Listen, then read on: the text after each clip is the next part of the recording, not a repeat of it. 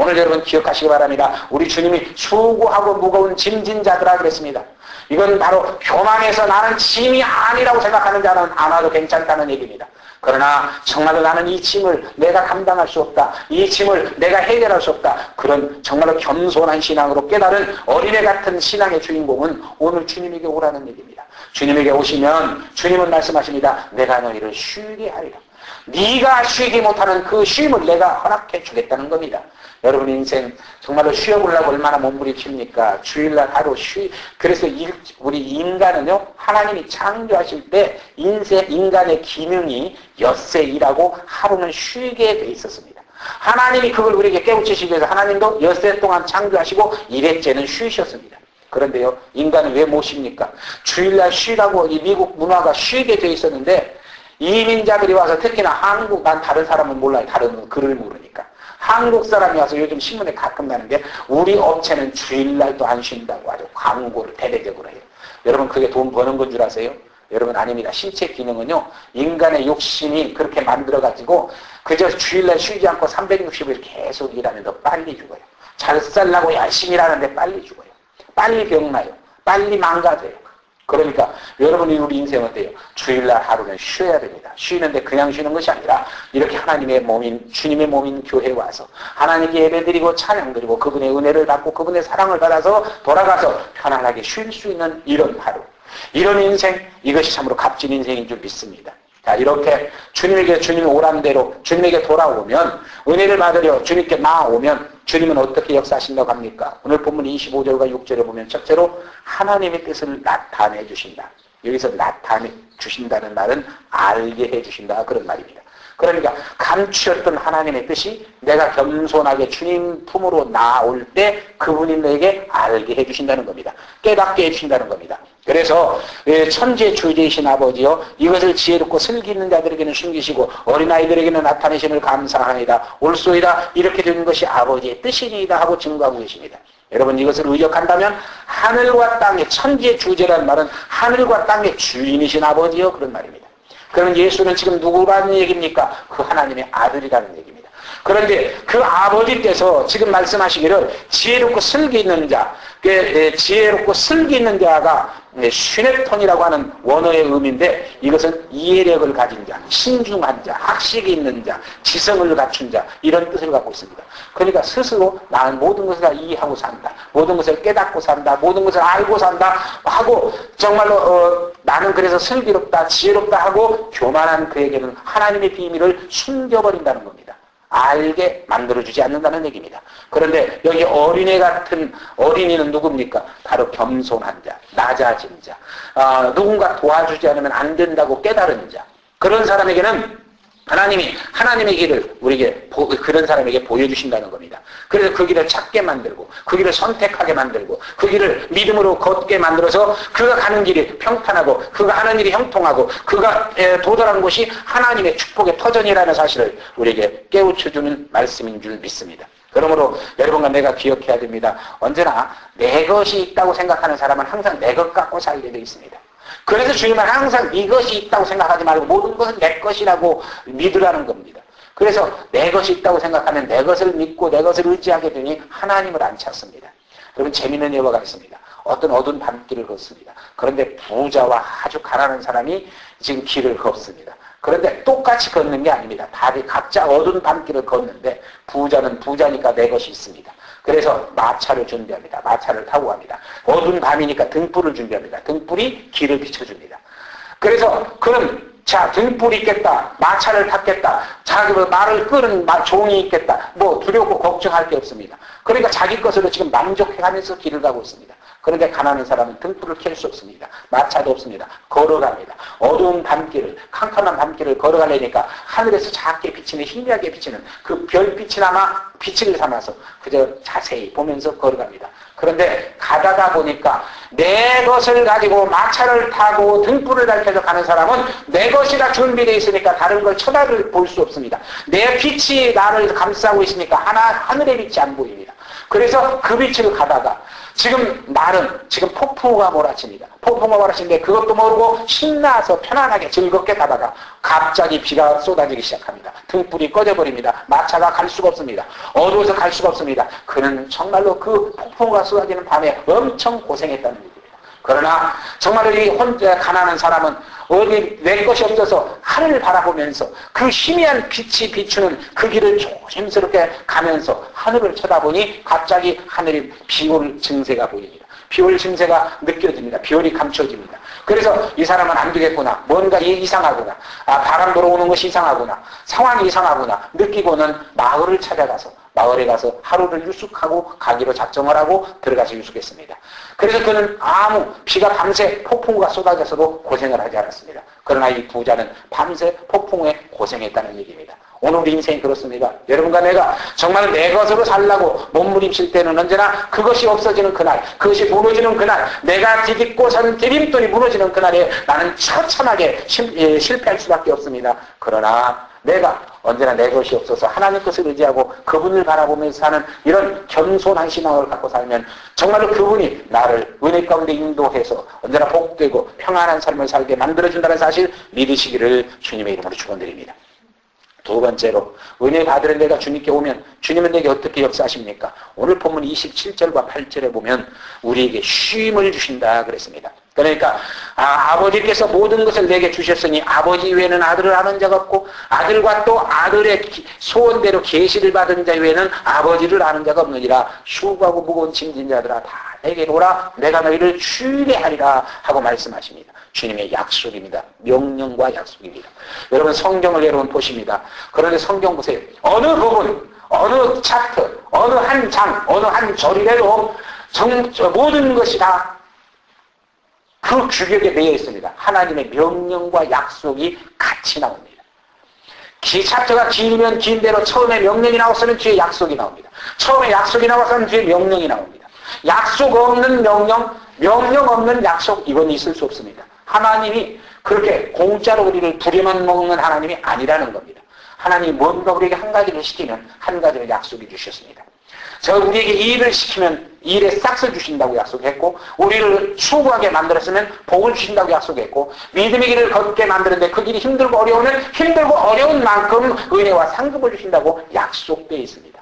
그러므로 여러분이 성경을 읽을 때 그냥 약속만 붙들고 있지 말고 그 약속을 얻기 위해서 하나님이 무엇을 명령했는가 그것을 깨달으면 성령을 보는 눈이 트이고 지혜가 주어질 줄 믿습니다. 아무튼 하나님이 이렇게 수고하고 무거운 짐진 자들아 다 내게로 오라. 오면 어떻게 하시겠다는 얘기입니까? 내가 너희에게 쉼을 주리라 하고 약속하셨습니다. 그래서 여러분 봅니다. 하나님 아버지께서 모든 것을 주셨다. 그럼 주신다. 모든 것이 뭡니까? 그래서 판타라고 하는 원어인데 그 의미는 이 땅에서 행한 주님의 권세를 말합니다. 그러면 우리 이제 사복음서를 한번 봅시다. 사복음서에 보면은 여러분 구약은 직접 안 나타났으니까 여러분이 제껴놓고 사복음서만 한번 봅시다. 사복음서에 보면은 예수님이 이 땅에 오셔서 공생활을 시작했습니다. 공생활이 시작되기 전에 예수님이 계신 가정은 화평과 평화와 은혜와 축복의 가정이었습니다. 문제가 전혀 나타나지 않는 행복한 가정이었습니다. 그 다음에 그분이 이제 공생활을 딱 시작하면서부터 그분은 뭘 하셨습니까? 죽은 자를 살렸습니다. 죽은 자를 살렸으니 죽은 자가 그 앞에는 없습니다. 병든 자를 고쳤습니다. 그 앞에는 병든 자가 없습니다. 문제를 해결했습니다. 그 앞에는 문제가 없습니다. 그분은 풍랑을 잠잠케 했습니다. 풍랑이 일어나서 소동돌이치고 멸망에 빠지는 그런 일이 없다는 얘기입니다. 그래서 그분이 가는 곳에는 모든 것이 소성하고 번성하고 이루어지는 역사가 있었습니다. 그런데 그 이룬 모든 권능이 주님에게 주어졌고 그 권능을 받은 주님이 우리를 그렇게 쉬게 만들어 역사해 주신다는 축복의 약속인 줄 믿으시기를 주님의 이름으로 축원드립니다. 그러므로 여러분 우리는 못하지만 그분은 하실 수 있습니다. 우리는 안 되지만 그분은 되게 하실 수 있습니다. 그러므로 여러분과 내가 이제 정말로 그분에게 나와야 됩니다. 그분에게 나와서 그분의 응답을 받아야 됩니다. 그분의 축복을 받아야 됩니다. 그런데 이것이 어떻게 돼가는지 신앙이 뭔지 이런 하나님의 법칙을 전혀 깨닫지 못하고 그래 내 멋대로 내 고집대로 나만 내 살다가 필요하면 하나님이 꼭 몸종처럼 그래 하나님 요것 도와주세요 저것 도와주세요 요것도 주시고 저것도 주시고 주면 또 그것 갖고 삼천포로 가려고 지금 마음에 딱 준비하고 달라고 하면 하나님이 주시겠느냐 말입니다. 절대 안 주신다는 겁니다. 그러므로 여러분 우리가 어떤 신앙을 갖고 살아야 정말로 주님에게 부르짖어 그분에게 응답되는, 내가 그분에게 가면 그분이 응답하시는 그런 신앙 속에 사는 복된 여러분이 되기를 주님의 이름으로 축원드립니다. 여러분 초혼이라는 시 아십니까? 산산이 부서지는 일이며 공중에 헤어진 일이며 불러도 대답 없는 일이며 부르다가 내가 죽을 일이며, 이것을 문학적으로는 아주 아름다운 시라고 정서적으로는 아주 위대한 시라고 인정을 받습니다. 그러나 우리 기독교인이 신앙의 눈으로 딱 볼 때는 이것같이 부정적인 시가 없습니다.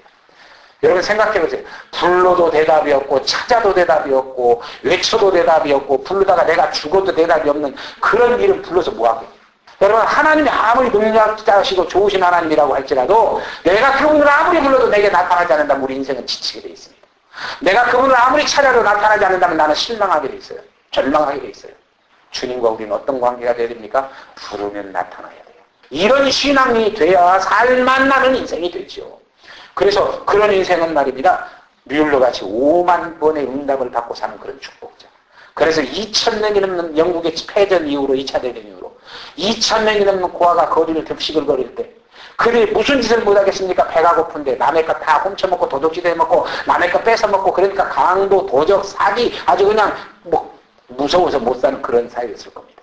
그런데 그 어린이들을 다 불러다가 고아한테 앉혀놓고, 여러분 하나님하고 부릅니다. 지금 우리 그 관리장 집사가 뮬러 목사님한테 와서, 목사님 매일 아침에 애들 먹을 양식이 하나도 없는데요. 그런데 집사가 딱 보고를 하니까 뮬러 목사님 알았다. 딱 고개를 끄덕끄덕 하더니 그냥 기도실로 들어가 버려요. 저녁에 안 나오는 거예요. 그러니까 집사가 이거 한 달이 난 거예요. 매일 아침에 밥 먹을 게 하나도 없는데 어쩌려고 저 양반은 저렇게 기도실에 가서 안 나오고 어떻게 하겠다는 건지 노심초사하고 있는데, 그러다가 이제 시간은 가서 밤이 되는데 아침에 딱 되니까 먼둥이 트니까 갑자기 뮬러가 처해있는 고아원이 산 중턱에 있는데 저 산 밑에서 추럭이 수십 대가 오는 거예요. 이 길에 저런 차가 온 일이 없는데 뭔 숨쉬는 차들이 오나 하고 집사는 이상하게 생각하면서도 관심도 없는 거예요. 그런데 그 차들이 산에서 쭉 오더니 그 고아원으로 다 들어오는 거예요. 돌아가지고 뭐 물어볼 것도 없이 고아원 마당 한쪽에서부터 그냥 막 무엇을 차에서 내리기 시작하는데 빵을 수십 차가 와서 다 그냥 내려놓는 거예요.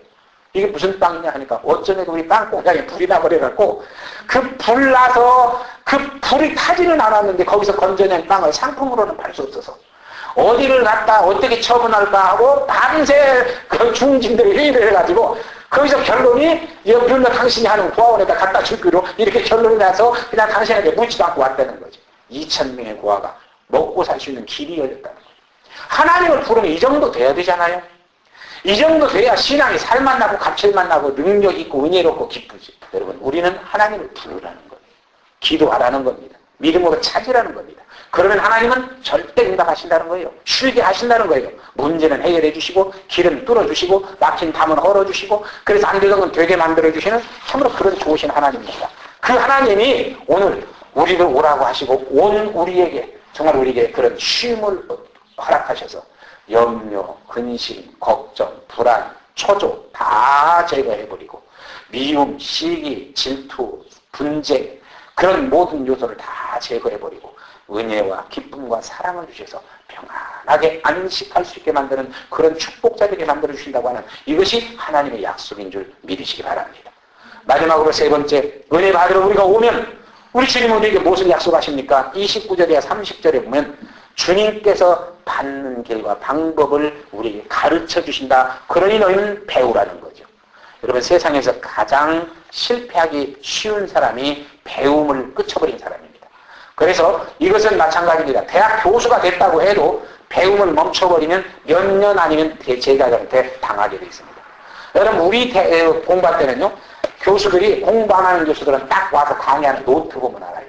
몇 년을 써갖고 노트가 그냥 너덜너덜한 거 다 갖고 와서 그대로 놓고 똑같은 것도 녹음기 틀을 것이 아닙니다. 그러면 지금은요. 우리 때는 그래도 교수는 존경을 했어요. 지금은 당장 컴플레인 들어간대요. 그래서 저 교수 몇 년 전에 하던 거 그대로 갖고 하나 연구 안 한다고. 그럼 무엇을? 연구인부터 깎여버린대요. 그리고 인기 없어지고 나중에 교표에서 인기 없어지면 쫓겨난대요. 밥줄 끊어지는 거죠. 여러분 교수도 공부해야 돼요. 박사도 그 분야에서 한번 박사 됐다고 공부 안 씁니까? 계속 공부해서 계속 논문 발표해야 그 자리를 유지하고 인정되는 겁니다. 그런데 세상에서 공부 딱 멈춰버린 거 실패의 가장 첫 번째 요인입니다. 저는 목사로서 한국에서 안타깝게 친구들하고 만나면 제일 하던 얘기가 있습니다. 한국에서요, 영화를 보면은, 여기 실제 와보니까 그래요. 미국에서는 여러분도 다 아실 거예요. 바닷가 모래밭에서 비키니만 입고 엎져서도 책을 보더라고요. 그런데 한국은요, 지금은 좀 본다고 그래요. 그런데 내가 그런 얘기 할 때, 목회 한참 할 때는요, 한국에서 책 보는 사람 보기가 그렇게 힘들었어요. 버스를 타든 전철을 타든 난 대중교통을 타고 다녔는데, 버스를 타든 전철을 타든 책 보는 사람이 없어요. 그저 자거나 자는 척하거나 아니면 이 얘기하거나 이렇게 보내지. 그래서 내가 제일 안타까운 게 뭐예요? 한 나라가 살려면 누가 지혜로워야 되느냐? 어머니들이 지혜로워야 돼요. 어머니들이 지혜로우려면 어머니가 되기 전에 미스 때 책을 많이 봐야 돼요. 그런데 이 아가씨들이 책은 하나도 안 보고 짬만 나면 쇼핑하러 가고 짬만 나면 논매로 가고 짬만 나면 살대로 가요. 그러니 머릿속에 뭐가 들겠어요? 그러니까 그들이 이제 자식을 가르칠 때 뭘 가르치겠어요? 그러니까 자식을 제대로 못 가르치죠. 그래서 참 안타까워 했는데 지금은 좀 달라졌다 그래요. 여기 젊은이 여러분, 사랑하는 자녀들이요, 사랑하는 성도들이요, 젊을 때 책 좀 많이 보세요. 공부를 멈추지 마세요. 그래서 아무튼 배우기를 힘쓰라는 거죠. 너희는 내게 와서 배우라. 세상에서 배우는 건 너무 힘들어. 완전히 없어. 끝이 없어. 그러니 솔로몬의 말을 빌린다고 하면 너무 많이 공부하다 보니까 머리만 아파. 그러니 세상에서 배우려고 하지 말고 어디 와서 배우라? 주님에게 와서 배우라. 뭘 배우라? 네 인생의 성공의 길을, 네 삶의 축복의 길을, 네 모든 것의 승리의 길을 주님에게 배우라는 겁니다. 그러면 주님은 가르쳐 주시겠다는 얘기죠. 그래서 성경은 바로 지혜의 보고서입니다. 하나님의 말씀은 지혜의 근원입니다. 그래서 여러분 말씀을 많이 보면 똑똑해져요. 말씀을 많이 알면 지혜로워져요. 세상 것은 금방 다 잊어버리지만 말씀은 인간을 똑똑하고 지혜롭게 만듭니다. 그래서 그 지혜가 승리하게 만들고 성공하게 만듭니다. 그래서 한번 보세요. 여러분 예수 믿는 거 별것 아닌 것 같아서 그냥 대충대충 믿어요. 별로 감정 없어요. 그 예배 드리라고 하니까 그냥 아버지가 목사니까 할 수 없이 드리는 사람 있을 거고 아무튼 드려요. 그러나 한번 생각해 보세요. 세계 역사를 보세요. 예수가 오기 전에 처절한 암흑기였습니다. 그런데 예수가 와서 예수가 지배하는 곳에 빛의 역사가 일어나고 생명의 역사가 일어나고 부흥의 역사가 일어났어요. 그것이 맨 먼저 유대인을 통해서 로마를 통해서 유럽을 통해서 유럽 중에서도 영국이나 유럽을 통해서 아메리카를 통해서 아시아, 한국을 통해서 지금 중국에 가는데 복음이 가는 곳은 문화가 발달되기 시작하고 과학이 발달되기 시작하고 부자되기 시작하고 잘 살기 시작하는 겁니다. 그런데 예수가 배척된 곳을 보세요. 예수가 배척된 곳은 시련이 오게 되고 환란이 오게 되고 가난이 오게 되고 문제에 빠지게 됩니다. 지금 내가 여기 얘기한 그 나라를 다 보세요. 예수 배척한 곳에는 다시 문제가 와요. 그러니 여러분 어때요? 내가 예수 믿은 게 얼마나 복인지 한번 깨달으면 감사할 수 있을 줄 믿습니다. 그래서 이렇게 주님은 말씀 속에서 우리를 깨우치고 가르쳐서 내가 걸어가는 승리의 길, 축복의 길, 영광의 길을 알게 만드시고 그 길을 걷게 만드시니 이분이 내가 믿는 하나님이고 내가 믿는 아버지고 내가 믿는 구주라는 사실을 기억하면서 여러분 정말로 그분은 그 일을 위해서 하나님이 아들의 자리로 이 땅에 오셔서 하나님이 인간 종의 모습으로 이 땅에 오셔서 죄인이 져야 할 십자가 그분이 지시고 죄인이 흘려야 할 피 그분이 대신 흘리시고 우리 허물과 죄를 다 담당하시고 우리 죄를 씻으시고 우리를 용서하시고 구원하셔서 하나님의 축복의 하늘에 들게 만드셔서 이제부터 차근차근 빛을 향해 가는 길에 따스함이 있고 빛을 향해서 가는 길에 생명의 역사가 있고 그러다가 마지막 그 빛의 정점인 천국에 가면 영광과 영화를 누리고 살게 만드는 이것이 하나님의 축복이라는 사실 그 복을 받은 것이 여러분과 나라는 사실을 기억한다면 우리는 오늘도 예수 믿는 것이 감사하고 감격할 줄 믿습니다. 그래서 우리 샘선능교회 여러분 젊을 때부터 이 은혜를 받고 이 축복 속에서 기쁨과 감격을 가지고 승리의 삶을 사는 귀한 성도들이 될 수 있기를 주님의 이름으로 축원드립니다.